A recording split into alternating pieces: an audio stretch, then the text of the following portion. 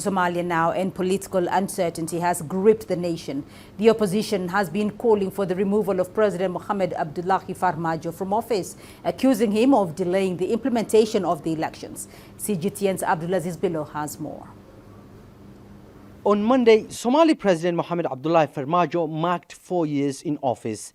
However, unlike in the previous years, there are no celebrations as the country is embroiled in a constitutional crisis. The mandate of the executive officially expired, but presidential, parliamentary and senate elections have yet to take place. On Saturday, President Farmajo told lawmakers in Mogadishu that talks between his administration and regional states collapsed over differences in the electoral selection process.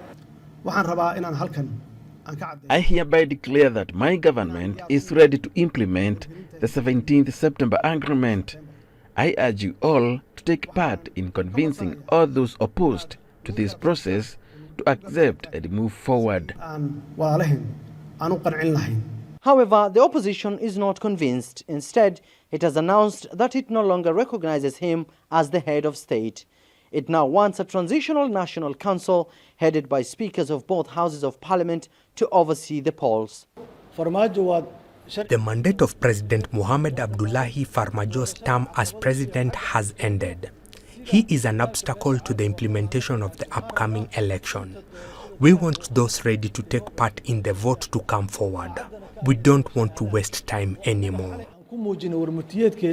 However, a resolution passed by Parliament in September last year stipulates that Parliament, the Senate and the President will continue to serve even after the expiry of their mandate to avoid a power vacuum. The law is clear. This House will only be represented by another Parliament through a fresh election. A new president will replace Mohamed Farmajo in case he does not get re-elected.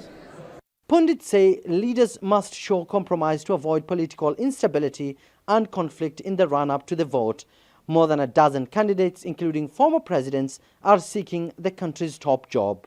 The incumbent leaders, both at the federal and state levels, should not give up seeking an agreement, but should come together again, compromising for the vulnerable institutions and security, and save Somalia from plunging into electoral violence, for which they will bear the responsibility if they do not consider nation's interests over their personal interests.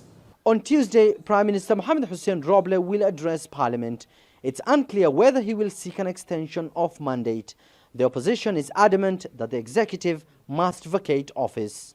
The international partners want Somali leaders to meet urgently in order to reach a final agreement. It also warns against any alternative methods, including parallel polls or partial elections, warning that unless it receives a broad agreement, it will lack the support of partners. Abdulaziz Bilo, CGTN, Mogadishu, Somalia.